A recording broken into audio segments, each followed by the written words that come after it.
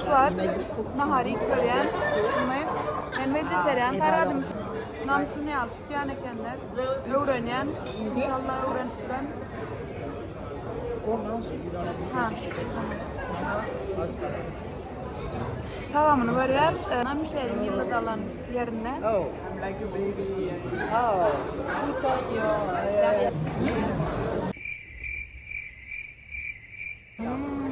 Ah, yes. Soit de manger avec des fourchettes. Very good. And you? Very nice. Very good. Very good. Yeah. Yes, very good. Yeah.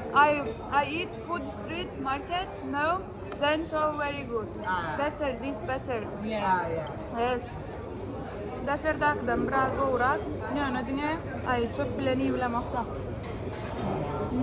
Tavuklusundan iyi bilmeyen yonkudan. Ola sam govaken. What's the food in your country? What's the food Palo. in your country? Palo. Palo. Palo. You have a picture? Palo. Yes. It's what? Rice and beef. Rice and beef? Yes. Rice and beef and carrot, onion. Yes. It's good. Yes. Very good.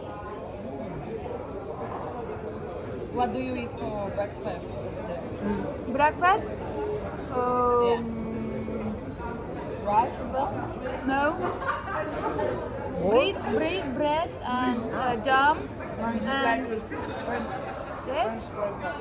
Yes. Pao de queijo. Pao de queijo. C'est quoi pao de queijo? C'est de fromage. Önemli harbiye en ötüden.